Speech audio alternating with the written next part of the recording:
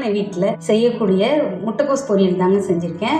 ரொம்ப சூப்பராக ரொம்ப டேஸ்ட்டாக இருப்பாங்க. நம்ம 1/2 கிலோ முட்டைக்கோஸ் எடுத்து அலசி எடுத்துருக்கோம். 50 பாசி பருப்பு கிட்ட எடுத்து தண்ணியில் போட்டு ஊற வச்சுருக்கோம். இதில் கொஞ்சோண்டு கல் உப்பு போட்டு நல்லா பசைஞ்சு விட்டுக்கலாம்.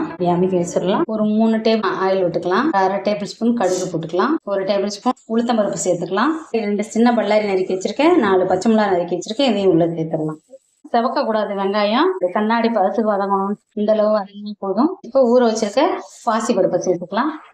நம்ம உப்பு போட்டதுனால கொஞ்சம் தண்ணி வந்திருக்கு. இப்போ அதையும் உள்ள சேர்த்துடலாம். வதக்காம அப்படியே போட்டு சிம்லயே வச்சு ஒரு மூடி போட்டு மூடி வச்சிடலாம். 5 நிமிஷம் ஆயிட்டு அப்படியே கிளறி விட்டுக்கலாம். கருவேப்பிலை கொத்து சேர்த்துக்கலாம். நல்லா வாசமா இருக்கும். நல்லா அடி பிடிச்சிடாம கொஞ்சம் அடிக்கடி கிளறி விட்டுக்குங்க. தண்ணி இல்லாம நல்லா வெந்து வந்துருச்சு. இப்ப இந்த தேங்காய் திருவலை உள்ள சேர்த்துடலாம். ஒரு தேங்காயில உடைச்ச பாதி மூடியில முக்கால்வாசி எடுத்திருக்கேன். திருவி எடுத்திருக்கேன். இவ்வளவு கலர்ஃபுல்லா இவ்வளவு ஒயிட்டா அவ்வளவு அழகா வந்திருக்கு.